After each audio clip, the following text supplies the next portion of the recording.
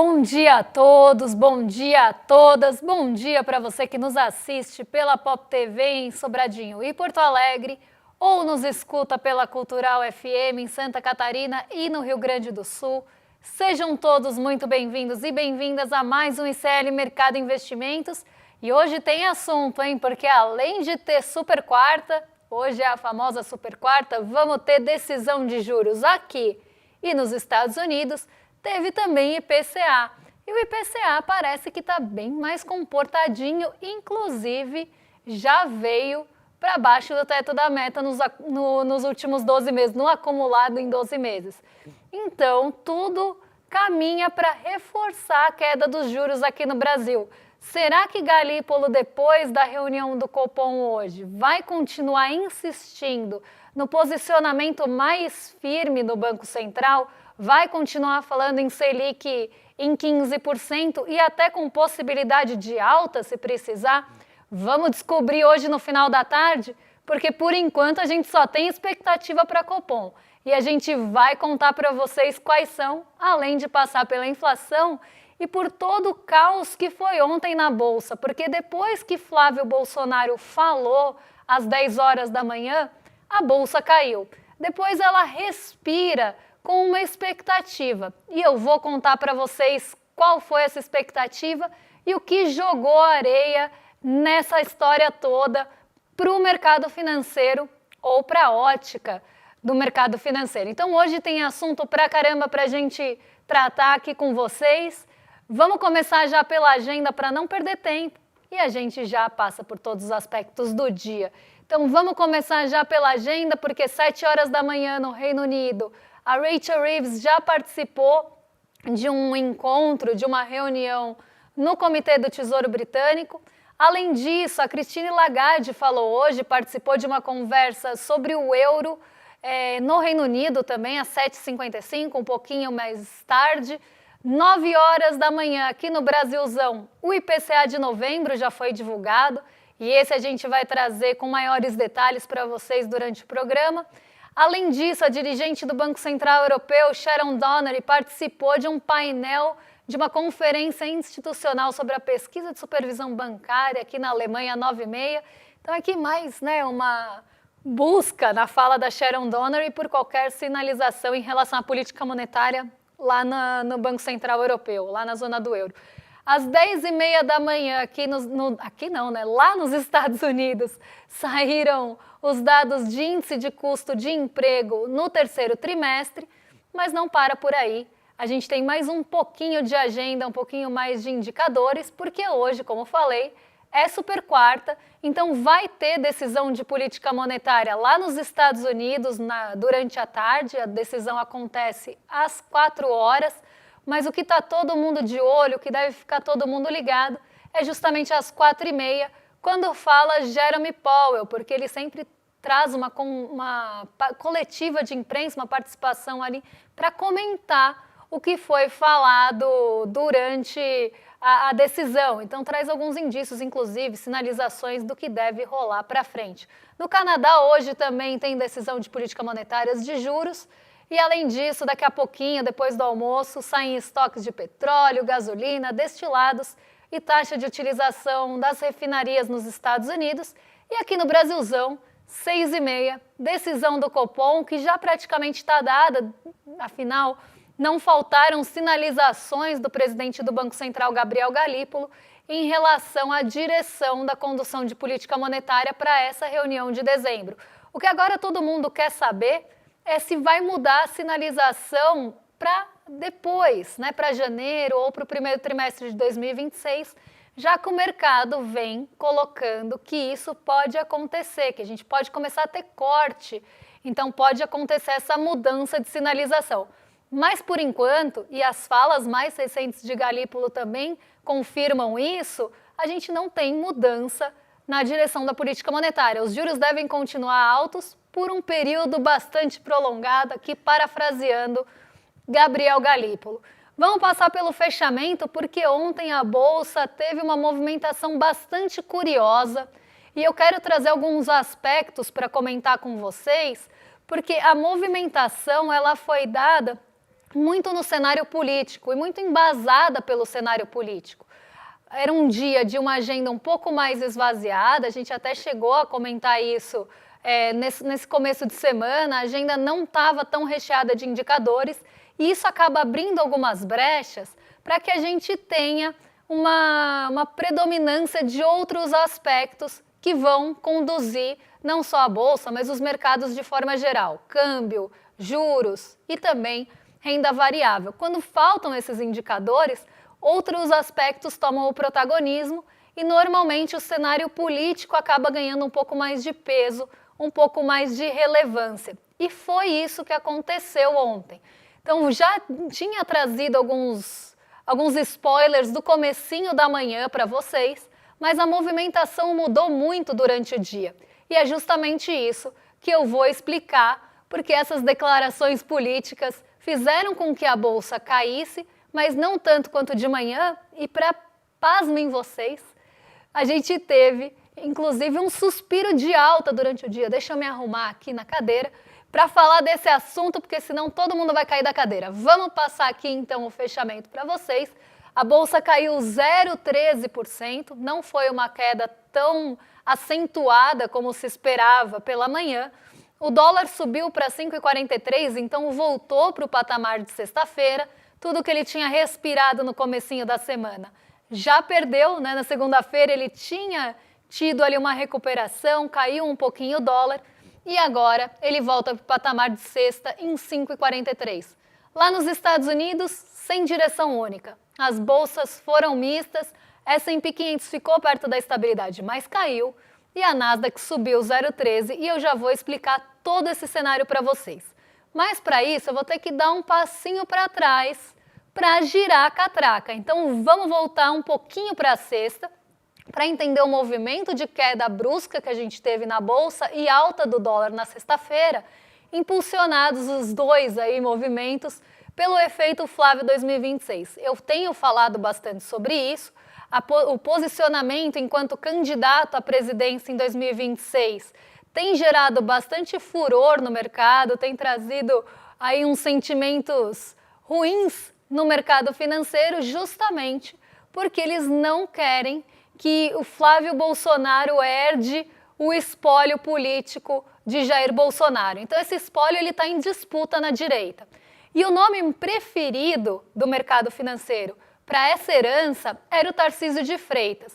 Aparentemente, Tarcísio de Freitas vai concorrer à reeleição como governador aqui de São Paulo. Isso abriria até espaço para alguns outros nomes não tão queridinhos do mercado, mas que ainda assim poderiam ser ali uma direita um pouquinho mais, como o mercado fala, uma direita com um pouco mais de perfume, né, uma coisa ali um pouco mais maquiada.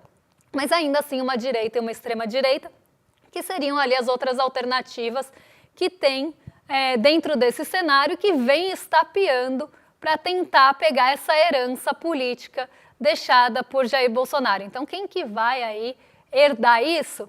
Aparentemente será Flávio Bolsonaro mesmo.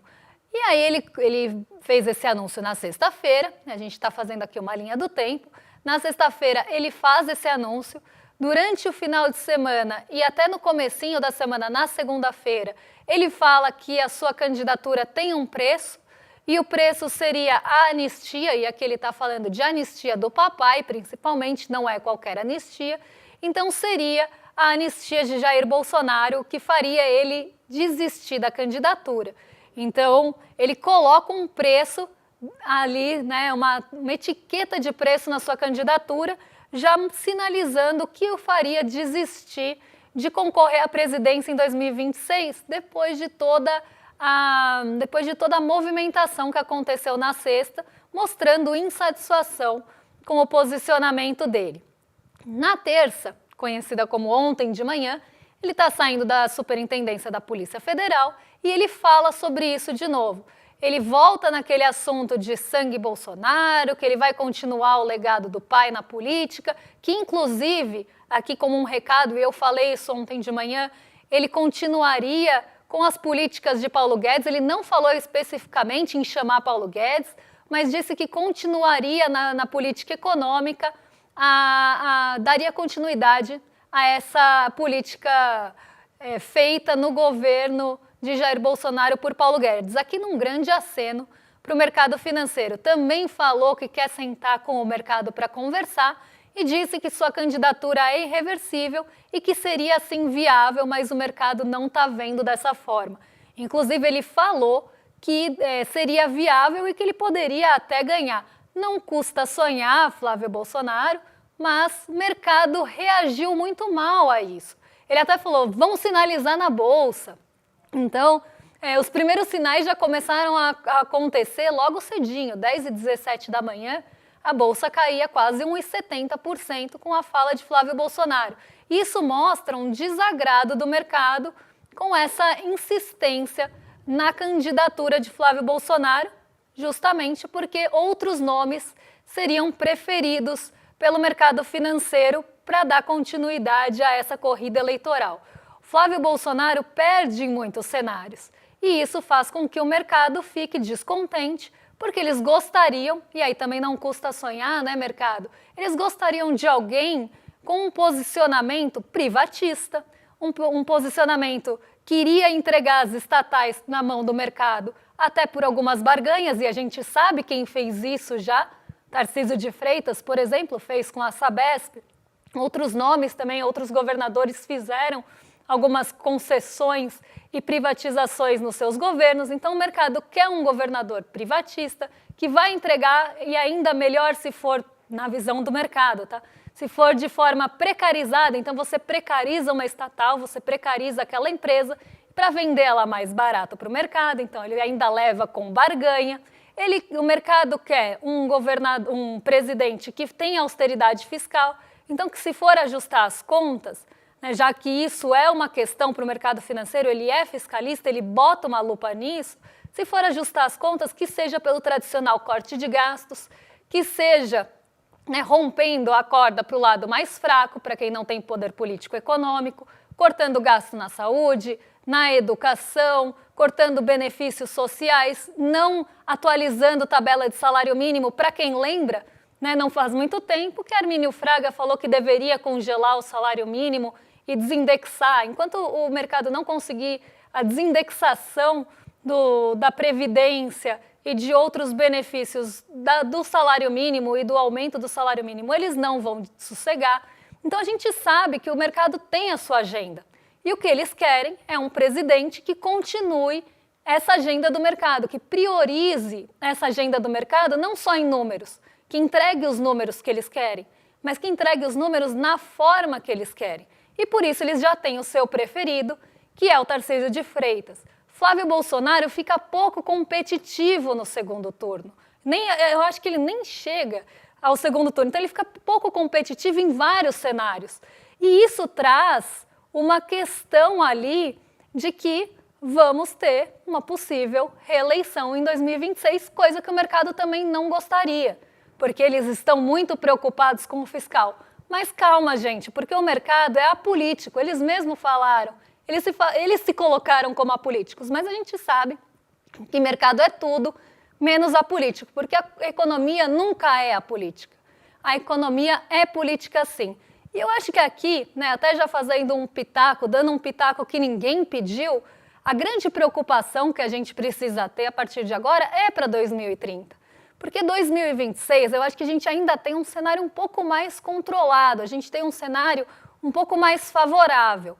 Tarcísio não deve ser candidato em 2026, vai ficar farmando capital político para concorrer em 2030, vai tentar a reeleição pelo estado de São Paulo, outros governadores também devem tentar cavar um pouco mais desse capital político para concorrer em 2030, que a gente não vai contar com a participação do atual presidente Lula na corrida presidencial. Então, acho que a grande preocupação que a gente tem que ter é para 2030. Mas o mercado, que a gente sabe que é curto-prazista ali, que gosta de olhar no curto prazo, está pensando agora, já em 2026, que eles gostariam que todas essas mudanças acontecessem ou voltassem a acontecer já em 2026, principalmente em relação a fiscal, corte de gastos e também privatizações, já que isso é uma coisa que favorece muito o próprio mercado financeiro. E o que eles querem é ganhar dinheiro. Não importa muito ali quem que tá, quem não tá. Se vai favorecer o mercado e eles vão ganhar dinheiro, eles vão ficar muito contentes e muito felizes, obrigado. Então a gente tem esse cenário acontecendo. E por que eu estou desenhando todo esse cenário político para vocês para falar da queda da Bolsa de ontem? Porque o cenário político ditou muito o ritmo da Bolsa. Então a Bolsa começa o dia caindo 1,70%. Volta à normalidade, fica ali perto do 0 a 0 boa parte do dia. E quando começa a votação da dosimetria, que nada mais é um nome bonitinho ali, um eufemismo, um novo nome dado para a anistia, quando a gente entra, né, o mercado inclusive está lendo dessa forma, não sou nem eu que estou falando, tá? O mercado leu essa votação da dosimetria como uma forma de maquiagem ali, como uma forma de mudança em relação à anistia. E por que a Bolsa saiu do 0 a 0 depois de cair, foi para o 0 a 0 e adentrou o terreno positivo justamente na hora dessa votação? Porque o mercado financeiro entendeu, os investidores e operadores de mercado financeiro e o mercado como todo entenderam que isso seria um sinal de desistência para Flávio Bolsonaro. Então, se você tem essa dosimetria sendo votada, será que isso seria suficiente para ele desistir da candidatura? Será que é isso que está em jogo? Será que ele vai desistir se isso passar? E o mercado ficou o quê com isso? Contente, pasmem vocês ou não. Por isso que eu falei, vamos arrumar aqui para não cair da cadeira, porque o mercado reagiu bem à dosimetria, à votação da dosimetria, porque entendeu que talvez fortaleça outro candidato para 2026 e tire Flávio Bolsonaro da cena. Entendeu que isso poderia trazer, também, pasmem vocês ou não, na cabeça do mercado, mais estabilidade política para o país. Sendo que a gente está falando de mudança na pena e na dosimetria de pessoas que cometeram ato golpista. Se tem uma coisa que traz mais instabilidade do que ato golpista num país, eu não sei, instabilidade política. Mas para o mercado financeiro, no seu mundo com tigres e arco-íris e lago ali, lá folhetos religiosos que a gente recebe, para eles, você votar uma dosimetria e diminuir a punição por atos golpistas traria estabilidade para o país e melhores condições para a corrida presidencial em 2026, inclusive ali falando de não só dessa corrida, mas das consequências que eles já estão pensando lá no futuro, que quem vai ganhar, quem não vai, quem poderia ter mais chance ali de concorrer com um pouco mais de equidade, ali, um pouco mais de competitividade, e aí sim levar um cenário fiscal, aí sim entregar as privatizações. Então, para vocês verem que a projeção vai longe, mas o que motivou a alta, embora que ela tenha sido breve, foi justamente essa votação. E eu fiquei indignada quando eu li isso. Claro que tem todo o efeito também das expectativas por queda de juros nos Estados Unidos, isso aumenta o apetite pelo risco, mas muito disso já estava precificado antes.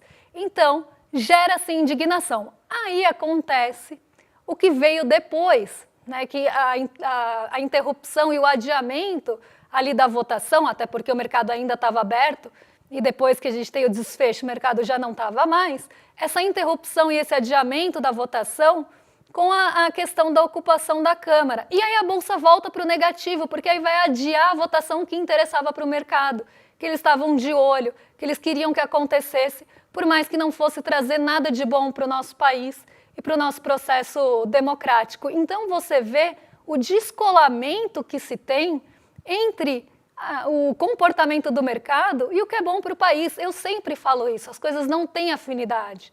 O que o mercado está olhando como positivo pode ser péssimo para a gente, mas ainda assim motiva movimentações da Bolsa. E isso aconteceu ontem. E esse adiamento, toda essa ocupação e a forma que ela foi conduzida, inclusive quando cai a TV Câmara, o mercado reage a isso como uma questão, não porque caiu a TV Câmara e isso seria ruim para a democracia, seria ruim para o país, toda essa forma de conduzir do Hugo Mota não seria apropriada. Não é isso que está em discussão. É porque ia adiar e ia atrasar a votação que eles queriam que acontecesse. Inclusive, eles falaram que estava acontecendo com celeridade e que isso era bom para a Bolsa.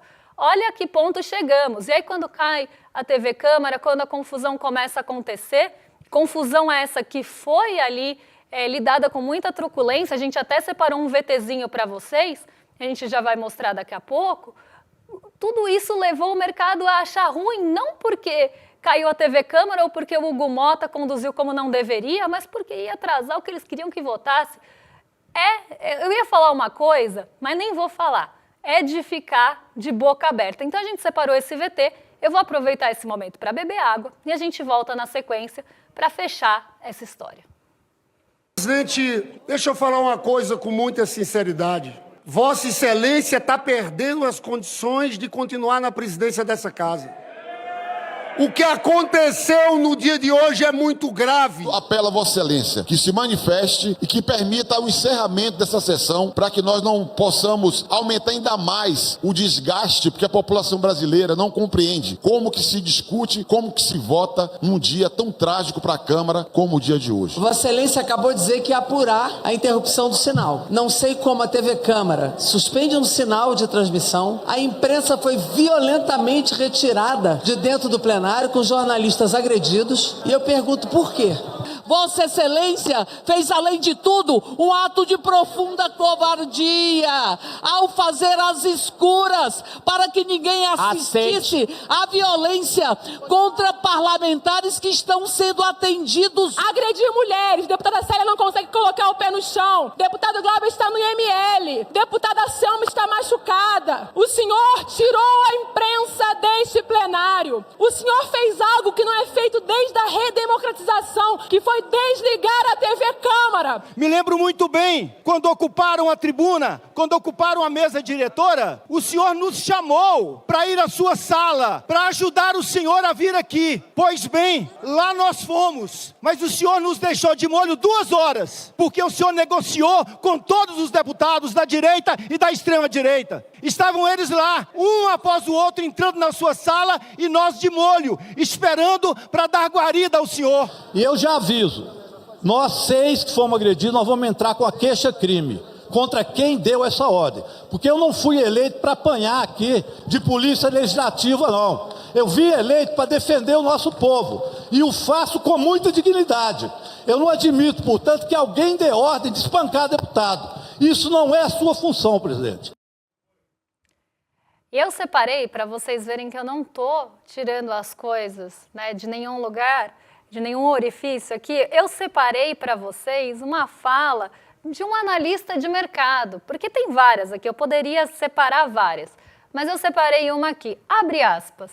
Nervosismo e volatilidade têm prevalecido no mercado desde sexta-feira com o anúncio de Flávio Bolsonaro. Na medida que o mercado estava comprado com um único nome, Tarcísio de Freitas, fecha aspas. Resume o analista aqui de mercado, head de renda variável de uma casa de investimentos. Abre aspas de novo. Com dosimetria, caso venha a ser aprovada no Congresso, quem sabe Flávio não desiste de ser candidato indicado pelo pai. Então, a gente pode pegar vários exemplos.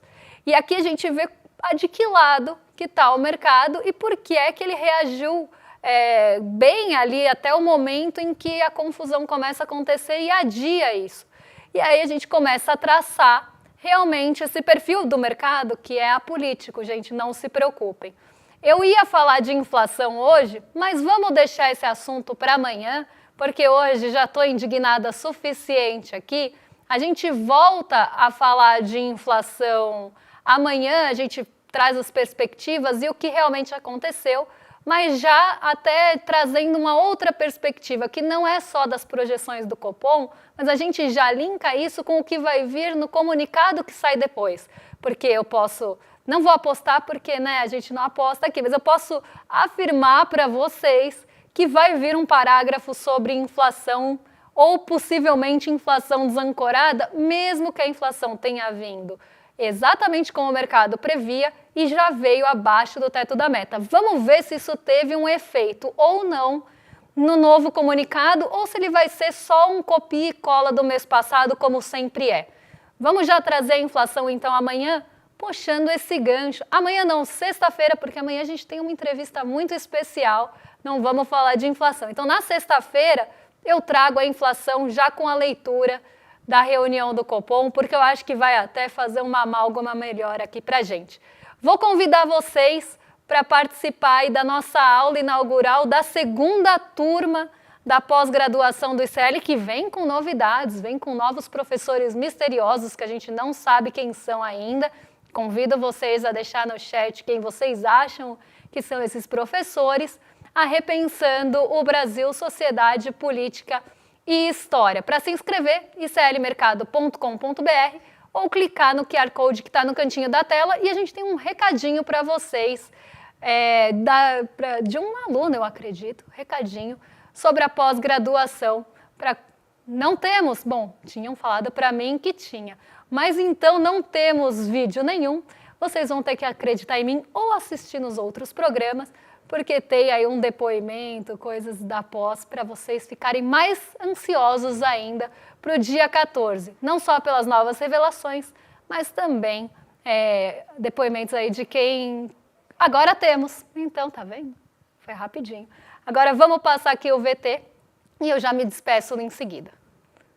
É como se a pós-graduação estivesse realizando uma utopia que eu tinha dentro de mim. Eu até emociono. Eu me chamo Daniela Conceição Pinheiro, tenho 49 anos e eu trabalho com a psicanálise francesa. Tudo que me sobra, eu tô indo pro pós, que para mim foi a coisa mais maravilhosa desse mundo. Ler os livros do Gessé Souza é como se ele tivesse me dito assim, valeu a pena vir a esse mundo. Ninguém fala desse povo maravilhoso que existe até que eu descubro um Gessé Souza que responde todas as minhas angústias por 25 anos. E que eu parecia doida para todo mundo. Então, assim, por exemplo, eu acho que eu vou fazer para mim mesma uma monografia maravilhosa sobre essa pós-graduação. Eu diria para você que talvez tenha valido mais até do que meu início de mestrado e meu doutorado, que eu ainda não concluí. Assim, a bagagem da pós-graduação. Eu não só pretendo indicar, como eu pretendo presentear várias pessoas o ano que vem com essa pós-graduação. Essa é a minha meta o ano que vem, eu quero levar umas 5 pessoas. E se elas alegarem eu não tenho condições, eu vou ter para oferecer. Então é isso, né? Eu falei que vocês não estariam só ansiosos pelos anúncios, mas também ouvindo aí um depoimento de quem cursou a pós e trouxe, né, toda essa visão de como foi para ela e deve ser para quem também vai vir cursar com a gente nessa segunda turma. Agora sim, me despeço de vocês.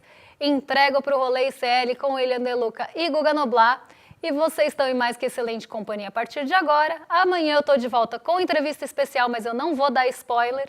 E na sexta-feira a gente comenta o que mexe com... Aliás, o assunto que a gente vai comentar amanhã mexe muito com o bolso e com as nossas vidas. Mas na sexta a gente volta para trazer aspectos que também mexam com o nosso bolso e com as nossas vidas. Um beijão e até lá. Imagina a gente juntar numa mesma pós-graduação o ex-ministro Renato Giannini, o Gessé Souza, a Marilena Chauí, o Lindener Pareto, enfim, os maiores intelectuais do Brasil. Ah, Eduardo, você está falando da pós-Repensando o Brasil, né? É isso mesmo. Eu estou falando da pós-Repensando o Brasil, que foi o maior sucesso esse ano, com uma turma de mais de 5.000 alunos e alunas que estão encantados com o curso. Só que para o ano que vem, a gente tem ainda mais novidade. Imagina a gente colocar nesse grupo o João César Castro Rocha. Imagina a gente colocar ainda várias outras novidades que vão fazer a pós de maior sucesso do Brasil ficar ainda melhor. Tudo isso vai ser anunciado no dia 14 de dezembro, um domingo, às 8 horas da noite. Posso te dar um spoiler? Você vai querer participar. Um abraço e até lá!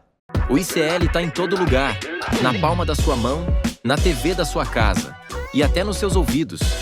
Para ir além da manchete e mergulhar com apuração e contexto de verdade, acesse iclnoticias.com.br. Siga o ICL, compartilha e vem com a gente. Informação para quem pensa.